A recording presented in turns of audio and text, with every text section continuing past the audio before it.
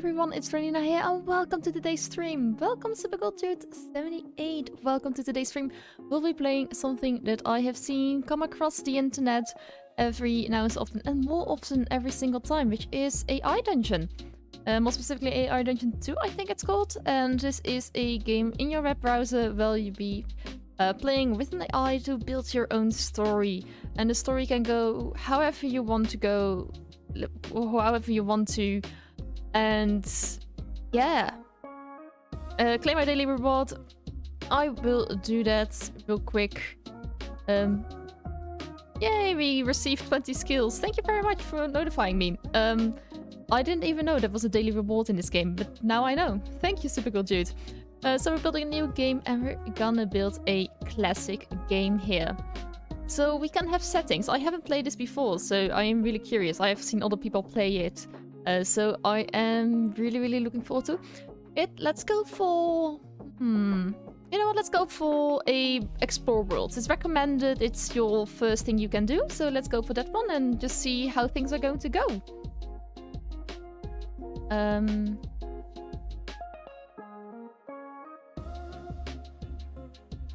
Oh wow, man, those are a lot.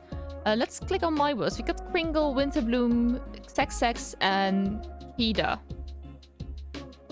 It's light fantasy, dark fantasy, dark fantasy. Let's go for Xaxas. I mean, this looks like a nice little world I want to explore. Xaxas is a world of peace and prosperity in the land on which all races live together in harmony. The gnomes build their machines and live among the humans. Elves run the academies in which people come to learn. Ogres have no qualms living in the same town as humans and gnomes, yet all is not well. Oh well. I would have recommended making a custom story. I think I'll first do a world building story and then maybe a custom one. Like I feel like if I dive into a custom one right away, I don't really know how it works. So just having a little bit of a direction which to go, it seems like a nice idea. Alright, so let's create a character. Sounds lovely. So let's make the character's name, which is of course Dranina. I am a female. I am... so we can choose between a human, elf, dwarf, gnome, ogre, or halfling. Humanity is much like elves in they wish to remain the peace of Xaxas. Humans farm, mine, and trade. They are gifted craftsmen and merchants, and they are peaceful people. Halflings are above all artists. They are boastful of themselves, and they are good at throwing a great gathering of friends. Halflings are capable of shaping primordial magic using music instruments, of meticulous design and construction. Their spell songs are not only great morale boosters for any party, but they also inflict deep emotional distress on enemies as well. Oh wow, that's a lot to choose for. Elves are friendly and welcoming people. They have a deep sense of justice and thirst of knowledge. They wish to understand the world they live in and strive to keep the peace. They are also carrying people towards everything that has a pulse, but are not gullible. Alright. Sure, you can do that, super cool dude. Leave a link also to your scenario. I think you must do that in Discord. I don't think my Nightbot allows any links here in the Twitch chat, but you can try. So you know what? Let's go for elf. Elf seems like a good thing. Class alchemist, druid, hunter, paladin, mage, bard, scholar, or servant. You know what? I always play a elf druid, I think. Like, I play some D&D from time to time with a couple of friends, so an elf druid is always like a very safe choice in my opinion, especially for like this first run here. Druids have the ability to change their form into a wild animal. This grants them the ability, the animal's strength, swiftness, agility, and other natural abilities. They are versatile class that can fill any variety of roles in battle situations. Oh wow, starting locations. So we can choose between Yalan, Kuzels, and Orlania. Yalan is a kingdom in which the gnomes control society. Well, we're an elf. Orlania is a kingdom in the world of Xaxas. Orlania is a peaceful kingdom where everyone has a home and peace lays in society. It's prosperous and it's capital of the civilization. Orlania is the focus of trade and knowledge in the Xaxas world. Considering that we're elf and thirst for knowledge, I think this is the place where we should start. What is this one? A struggling kingdom in a dark world. You know what? We're an elf. If we want knowledge, let's go to Orlania. And the location is the... let's have a small... Oh, this is a rural... Oh, no. Noskia has a small settlement in the kingdom of Orlania. Sounds really great, but then you read Orlania has recently sent a band of soldiers to help maintain order in Nausicaa and some have dubbed the area part of Orlania proper. This unsettled feeling of belonging has sent leaders in the city to take steps to increase the size of the town itself. The current inhabitants of Nulsika have come to view themselves independent merchants and farmers that must expand to survive. Let's see, what else do we have? So this is the Mortham, which is a lumber mill place. It's a town in the Empire of Orlania. This town is a gateway to the great city. Let's do this. Like, we're going to meet a lot of people. Oh, thank you for the Twitch message. Thank you very much, Super Cool Dude. And let's have world events. So we're starting an Urk. We're an elf, we're a druid, and we're in the kingdom of Orlania. Let's start a game. This is actually way more expanded than I thought it would be. I thought we're just gonna type in something and wow. Already I'm amazed at the whole character building, but wow. Let's see what's going to happen. The world event. In a few years, a rumor has spread through Orlania. It is said that some unknown source will destroy the world in the near future, and a man of great power will be revealed in the last moments of life, and he will save the world. Okay.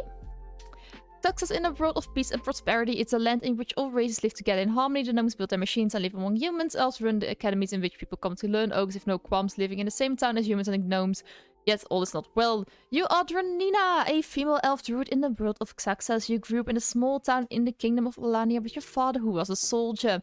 You spent your childhood exploring the nearby woods, and after you joined your father in the long hours of sentry duty. During your teenage years, you were always in the trouble for sneaking out of your house to go exploring. When the time came for you choosing a profession, you decided you want to be a druid. Like your father. Tip used to undo, but to delete last action. Alright, what can I do? What I can do? I can say, I can story. So, let's say I decided to go to an academy? Shall we do that? Like, what do you do? I decided to go to an academy. Let's write that correctly. To learn more about my powers. Sounds fair enough, right? I mean, we're a druid like our father. He probably learned this a bit, but I have a feeling father, who is a soldier, he was a little bit busy. So I decided to learn to go to academy to learn about my powers. Because father was too busy. So you decided to go to an academy to learn about your powers because your father was too busy. Alright, so what happens next? You decided going to an academy would be the best idea for you. It would allow you to learn more about your powers, which means and what it meant to be a druid. You chose the right path. You gained 5 points. Alright, so we did something right. So upon arriving on the academy, we probably wanted to make some friends. So let's say we went around the campus of the academy and started meeting people. Yeah, sure, why not? So, upon arriving at the academy, I keep writing this word wrong. I decided to go around campus to meet new people and introduce myself. That sounds like a plan, right? I mean, we want to meet new people. We want to build friends. I mean, I'm a lone druid. I mean, I want some friends, right? So the first step, I think, is to go around campus and meet the new people and introduce myself. So let's see what happens next after introducing myself. Upon arriving at the academy, you found it was much bigger than you expected. You walked around campus for about an hour before you finally decided to ask someone for help. You gain no points. Okay, so maybe I wasn't descriptive enough. Alright, so imagine we're walking on this big campus that we've never seen before. There are, I imagine, trees and people everywhere. And who are we want to ask? Like, what is the person you want to ask? I imagine seeing a lone gnome sitting under a tree and asking him for help. Right? I mean, this is academy, and he's the lone person. We should probably ask the lone person for help. I see a... under a tree alone. towards the gnome. I can ask him for help around the academy. That seems like a kind thing to do. Just go to the loner. Like, it's intimidating to go to a group of people standing around, right? So let's go to a person who is not so popular. As you approached the gnome, you noticed that he was working on something, a small contraption made of metal and other materials. Alright, so he's here working on a thing. So, can we say something? So let's say, excuse me, which is some... Excuse me. I think I have to say... Do I have to put it in brackets? Maybe. Let's do not put it in brackets. Excuse me. Can I ask you something? Well, let's first introduce ourselves. I'm Dranina, and I'm new to the academy. Can I ask you something? Sounds like some... Right? No, I'm not trying to turn the contraption into a zombie. That's not nice, Amethyst. That's not nice. So I say, excuse me, I'm Dranina, I'm new to the academy. Can I ask you something? That seems like a polite way to start a conversation, right? The gnome looks up from his contraption and smiles in your direction. Alright, so... Considering he smiles in my direction, I think he's pretty friendly, so that makes me more... less hesitant, actually, to take the next step. So we ask him whether we can ask something. A smile is probably a yes. So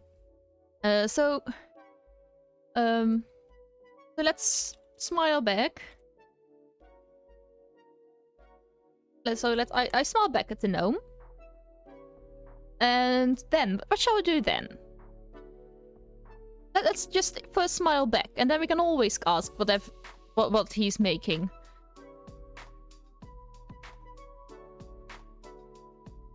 He motions you to sit next to him, his contraption in the metal box with a screen in the front and lots of buttons. I'm not scoring that, you lose 1 point. Really? Tentabot, really? Alright, so I sit down next to the... Now, I ask him what he's making. I think that's fair, right? No, I'm not gonna press a button for Amethyst. And the doctor from Frostpunk, I am not gonna murder him either. He seems like a friendly guy. I mean, he's inviting me over. So I ask him what he's making out of interest. I mean, I don't suppose. I mean, I've lived in the woods in a small town. I don't think I've ever seen... First of all, I've never seen a gnome. And second of all, I've never probably seen making them anything. This young one is a machine that will allow him to travel through time, space and time, he says with excitement. You're joking, right? You reply. You should have asked him to prove it. You lose 1 point. I haven't even... Alright, no problem, Krampusbot. Okay. Okay. So I ask him whether he's joking. Well, let's ask him to prove it, not because Krampusbot is saying so, but I would love to see him travel to space and time. So maybe ask whether it's working already. Oh, maybe I should probably press the ask button. So, does it work already? And can you show me? So, I mean, it's kind of interesting having a machine that travels through space and time. Maybe we can stop the whole thing from happening before it's actually happening, and before we probably knew something was going to happen. The gnome lets out a chuckle. Sadly, no, I've yet to solve one of the greatest formula throughout history. The gnome looks at you with a serious look on his face. Let's propose whether we should help him. I mean, he's kind.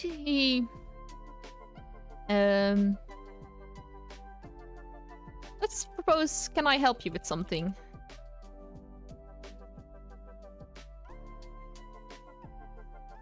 So, I mean, he's looking serious at me. Maybe he expects me to help him. I mean, it could be, right?